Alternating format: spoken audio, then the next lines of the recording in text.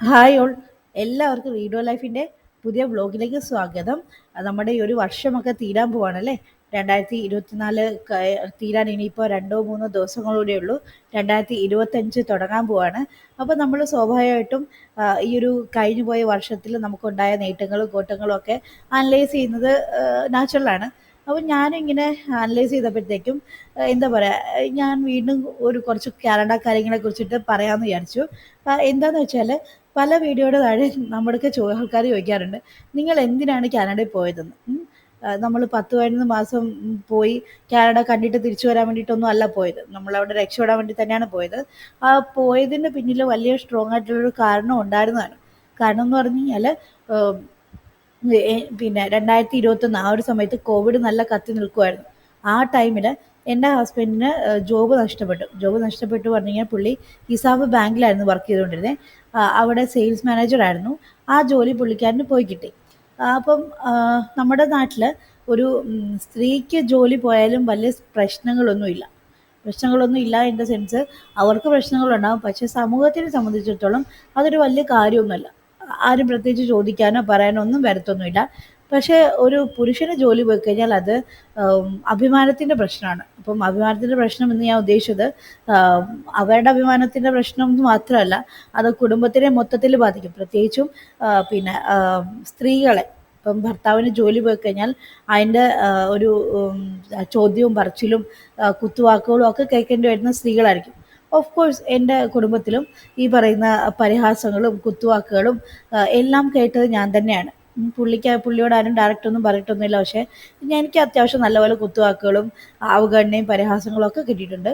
അപ്പം അങ്ങനെ ഒരു സ്റ്റേജിൽ പിന്നെ ഒരു മൈഗ്രേഷൻ കാര്യങ്ങളൊക്കെ ഇങ്ങനെ വന്നുകൊണ്ടിരിക്കുകയായിരുന്നു. അപ്പോൾ സ്വാഭാവികമായിട്ടും ലോക മലയാളികളെ പോലെ തന്നെ ഞങ്ങൾ വിചാരിച്ചു, കാനഡ പോലെ ഒരു രാജ്യത്ത് പോയി കഴിഞ്ഞാൽ നമുക്ക് ഫാമിലിയായിട്ട് പോകാനുള്ള ഓപ്പർച്യൂണിറ്റി ഉണ്ട്. അവിടെ പോയിട്ട് നമുക്ക് ജോലിയൊക്കെ ചെയ്ത് രക്ഷപ്പെടാമല്ലോ എന്ന് അബദ്ധത്തിൽ ചിന്തിച്ചു പോയി എന്ന് വേണമെങ്കിൽ പറയാം. ശരിക്കും പറഞ്ഞാൽ ആ ഒരു തോട്ട് വളരെ ശക്തമായിട്ട് തോന്നേണ്ടിയിരുന്നത് എനിക്ക് മാത്രമല്ലായിരുന്നു, എൻ്റെ ഹസ്ബൻഡിനും തോന്നണമായിരുന്നു. അൺഫോർച്യുനേറ്റ്ലി പുള്ളിക്കാരന് വലിയ താല്പര്യമൊന്നും ഉണ്ടായിരുന്നില്ല. പിന്നെ എൻ്റെ ഒരു നിർബന്ധത്തിന് പുറത്താണ് പുള്ളി IELTS എഴുതിയും ശരി എന്നാൽ ജസ്റ്റ് ട്രൈ ചെയ്ത് നോക്കാമെന്ന് പറഞ്ഞിട്ട് പിന്നെ കാനഡയിലോട്ട് വരുന്നത്. വന്നു, അവിടെ ജോലി കിട്ടി, കുഴപ്പമില്ലാണ്ട് പോയി. പക്ഷേ കുറച്ച് കഴിയുമ്പോഴത്തേക്കും പുള്ളിക്കാരൻ്റെ ആ ജോലിക്കും പ്രശ്നങ്ങൾ വന്നിട്ട് ആ ജോലിയും പോയി കിട്ടി. ആ ജോലി പോയി കിട്ടിയ സമയത്ത് എന്നെ സംബന്ധിച്ചിടത്തോളം ഞാൻ ഭയങ്കര ബ്ലാങ്കായിപ്പോയി എന്ന് പറഞ്ഞു കഴിഞ്ഞാൽ, കുഞ്ഞുണ്ട്, ഞാൻ പഠിക്കുകയാണ്. പിന്നെ അതിൻ്റെ കൂട്ടത്തിൽ ജോലി പോയതിൻ്റെ കൂട്ടത്തിൽ ആരോഗ്യ പ്രശ്നങ്ങൾ വേറെ വരാൻ തുടങ്ങി. അപ്പം എനിക്കൊന്നും ചെയ്യാൻ പറ്റത്തില്ല. ഞാൻ വളരെ ഹെൽപ്ലെസ് ആയിപ്പോയി അവിടെ. എനിക്ക് തിരിച്ചു വരിക എന്നുള്ളൊരു ഓപ്ഷൻ അല്ലാതെ എൻ്റെ ഫ്രണ്ടിൽ വേറൊന്നും ഇല്ലായിരുന്നു. ഞാൻ അത്രയും ഹെൽപ്ലെസ് ആയിപ്പോയൊരു സിറ്റുവേഷൻ ആയിരുന്നു അത്. ഈ കൊച്ചു കുഞ്ഞിനെ വെച്ചിട്ട് അവിടെ നമുക്ക് നിൽക്കാൻ പറ്റത്തില്ല. നമുക്ക് വാടക ഉൾപ്പെടെയുള്ള കാര്യങ്ങളുണ്ട്. അവിടെ വെറുതെ ഒരു ദിവസം ജീവിക്കണമെങ്കിൽ പോലും പിന്നെ $10 അത് കൊടുക്കേണ്ടി വരും. അങ്ങനത്തെ ഒരു സ്ഥലമാണത്. അപ്പം ആ കൊച്ചു കുഞ്ഞിനെ വെച്ചിട്ട് ഞാൻ എന്ത് ചെയ്യും? അപ്പം നമുക്ക് നാട്ടിലോട്ട് വരിക എന്നുള്ളതായിരുന്നു എൻ്റെ മുമ്പിലുണ്ടായിരുന്ന ഏക ഓപ്ഷൻ എന്ന് പറയുന്നത്. പിന്നെ അതുപോലെ തന്നെ അവിടുത്തെ ജോലി സാഹചര്യം വളരെ മോശമായിരുന്നു. ഇപ്പോൾ സ്റ്റുഡൻസിനെ സംബന്ധിച്ചിടത്തോളം ജോലി കിട്ടുക എന്ന് പറയുന്നത് വളരെ പ്രയാസമായിട്ടുള്ളൊരു ഫേസിൽ കൂടെ ആയിരുന്നു പൊയ്ക്കൊണ്ടിരുന്നത്. അതിപ്പം എല്ലാവരും വാർത്തകളിൽ കൂടെ കാണുന്നുണ്ടാവും അവിടുത്തെ ഒരു അവസ്ഥ എന്താണെന്നുള്ളത്. അതിൻ്റെ ഒരു തുടക്കമായിരുന്നു ഞങ്ങൾ തിരിച്ചു വന്ന സമയത്ത്. അപ്പോൾ എനിക്കവിടെ നിന്ന് കഴിഞ്ഞാൽ ജോലി കിട്ടുമെന്നുള്ള ഉറപ്പൊന്നുമില്ല, ഒരു ഷുവർട്ടി ഇല്ല. പിന്നെ ഹസ്ബൻഡിനെയും കുട്ടീനെയും കൂടെ മാത്രം നാട്ടിൽ വിട്ട് ഞാൻ തന്നെ അവിടെ നിൽക്കുക എന്ന് പറയുന്നത് എനിക്ക് സങ്കല്പിക്കാൻ പോലും പറ്റത്തില്ല. എനിക്ക് ഹസ്ബൻഡിനെ പിരിയുന്നതിന് വലിയ ബുദ്ധിമുട്ടൊന്നും ഉണ്ടായിരുന്നില്ല. പക്ഷേ എനിക്ക് മോളെ പിരിഞ്ഞിരിക്കാൻ പറ്റത്തില്ലായിരുന്നു. ഒരു അമ്മ എന്നുള്ള നിലയിൽ എനിക്ക് എൻ്റെ മകളെ കാണാതിരിക്കുക എന്ന് പറയുന്നത് എന്നെ കൊല്ലുന്നതിന് തുല്യമായിരുന്നു. അപ്പോൾ അങ്ങനെ ഒരു സ്റ്റേജിൽ തിരിച്ചു വരിക എന്നുള്ളത് മാത്രമേ നമ്മുടെ ഫ്രണ്ടിനൊരു ഇതുണ്ടായിരുന്നുള്ളൂ, ഒരു സൊല്യൂഷൻ ഉണ്ടായിരുന്നുള്ളൂ. അങ്ങനെയാണ് ശരിക്കും ഞങ്ങൾ തിരിച്ചു വരുന്നത്. അല്ലാതെ നമ്മൾ കാനഡ കാണാൻ വേണ്ടിയിട്ട് പോയതോ അവിടെ പോയിട്ട് മസ്തി അടിക്കാൻ വേണ്ടിയിട്ട് പോയതോ ഒന്നുമല്ല. എൻ്റെ മനസ്സിൽ അവിടെ പോയിട്ട് സെറ്റിലാകണം, അവിടെ പോയിട്ട് നമുക്ക് പൈസ ഉണ്ടാക്കണം എന്നൊക്കെയുള്ള ചിന്തയുണ്ടായിരുന്നു. എനിക്ക് അങ്ങനത്തെ ആഗ്രഹം ഉണ്ടായിരുന്നു. ഉണ്ടായിരുന്നത് ഒരു തെറ്റും കുറ്റമാണെന്നൊന്നും എനിക്ക് തോന്നുന്നില്ല. കാരണം നമ്മൾ സന്യസിക്കാൻ വേണ്ടിയിട്ടൊന്നും അല്ലല്ലോ ജീവിക്കുന്നത്. എന്തായാലും ഞാൻ സന്യസിക്കാൻ വേണ്ടിയിട്ടൊന്നുമല്ല ജീവിക്കുന്നത്. നമുക്ക് പൈസ ഉണ്ടാക്കണം, കുട്ടീനെ നോക്കണം, നമുക്ക് നമ്മളെ കളിയാക്കിയ ആൾക്കാരുടെ ഫ്രണ്ടിൽ അത്യാവശ്യം നല്ലതായിട്ട് ജീവിക്കണം എന്നൊക്കെ എനിക്ക് ആഗ്രഹം ഉണ്ടായിരുന്നു. ആ ആഗ്രഹത്തിൻ്റെ പുറത്ത് തന്നെയാണ് പോയത്. പക്ഷേ ആ ആഗ്രഹം വളരെ ശക്തമായിട്ട് എനിക്ക് മാത്രം തോന്നിയിട്ട് കാര്യം ഉണ്ടായിരുന്നില്ല.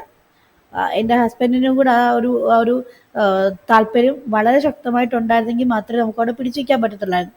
പുള്ളിക്ക് ആ താല്പര്യം അത്രയും ഉണ്ടായിരുന്നില്ല. പുള്ളിയുടെ ആ ഒരു ജോബ് ലോസ് ആയി, ആരോഗ്യ പ്രശ്നങ്ങൾ വന്നു. അപ്പോഴത്തേക്കും പുള്ളിക്കും ഈ അവിടെ നിൽക്കേണ്ട കാര്യമില്ല എന്നൊരു തോട്ടായി. അപ്പോൾ പിന്നെ ഞാൻ മാത്രം അവിടെ നിന്ന് തള്ളി നീക്കിയിട്ട് എന്ത് ചെയ്യാനാണ്? ഇപ്പം ഒരാൾക്ക് ഫുൾ ഫുൾ ടൈം വർക്ക് ചെയ്യാൻ പെർമിഷൻ ഉള്ള ഒരാൾ വർക്ക് ചെയ്യാതിരുന്ന് കഴിഞ്ഞാൽ പാർട്ട് ടൈം ചെയ്യുന്ന ആൾക്ക് അതിൽ കൂടുതലൊന്നും ചെയ്യാൻ പറ്റത്തില്ല. ഇപ്പം ഇവിടെ നാട്ടിൽ വന്നിട്ട് പുള്ളി ജോലിയില്ലാതെ ഇരിക്കുക എന്നൊക്കെ പറഞ്ഞാലും അത് വലിയ പ്രശ്നമൊന്നുമല്ല. കാരണം എനിക്ക് അറിയാം, എനിക്ക് പിന്നെ എന്ത് ജോലി ചെയ്യണം, അല്ലെങ്കിൽ നമുക്ക് എന്ത് സൊല്യൂഷൻ ഉണ്ടാക്കണം എന്നൊക്കെ ഉള്ളത് എനിക്ക് വളരെ കൃത്യമായിട്ടറിയാം. അപ്പോൾ ആ പ്രശ്നമില്ല. പക്ഷെ അവിടെ എന്ന് വെച്ച് കഴിഞ്ഞാൽ ഞാൻ വല്ലാത്തൊരു സിറ്റുവേഷനായിപ്പോയി, ശരിക്കും വല്ലാത്തൊരു സിറ്റുവേഷനായിപ്പോയി. ആ ഒരു സിറ്റുവേഷന് നമുക്ക് നിക്കക്കല്ല് ഇല്ലാതെ വന്നതുകൊണ്ട് മാത്രമാണ് തിരിച്ചു വരേണ്ടി വന്നത്. ഇതാണ് ഞങ്ങളുടെ ഒരു കാനഡയിൽ പോയൊരു സ്റ്റോറി എന്ന് പറയുന്നത്. തിരിച്ചു വന്നതിൻ്റെ ഒരു എക്സാക്റ്റ് റീസൺ എന്ന് പറയുന്നത് ഇതാണ്.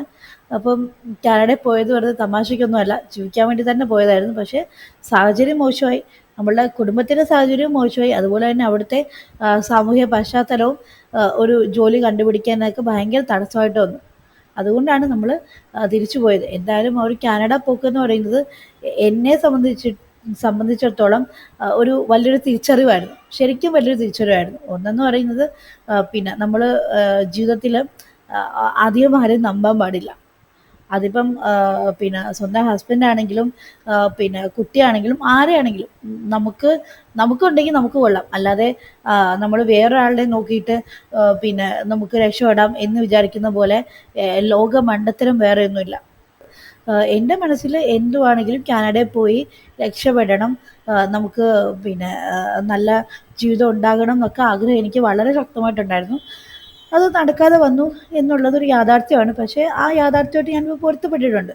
നമ്മൾ ഇപ്പോൾ എവിടെയാണെങ്കിലും നമുക്ക് നല്ല രീതിയിൽ ജീവിക്കാനുള്ള ഒരു സാഹചര്യം എന്തെങ്കിലും ഒരെണ്ണം കിട്ടും എന്നുള്ളൊരു ഹോപ്പ് എല്ലാ കാലത്തും എനിക്കുണ്ടായിരുന്നു. ആ ഒരു ഹോപ്പിൻ്റെ ഒരു പിന്നെ ഒരു എന്താ പറയുക, ആ ഒരു പ്രതീക്ഷയുണ്ടല്ലോ, ആ പ്രതീക്ഷയുടെ ഒരു കച്ചിത്തുരുമ്പാണ് സത്യം പറഞ്ഞാൽ എന്നെ സംബന്ധിച്ചിടത്തോളം ഇപ്പം എൻ്റെ റൈറ്റ് ബോർഡ് എന്ന് പറയുന്ന ഒരു ഇൻസ്റ്റിറ്റ്യൂട്ട്.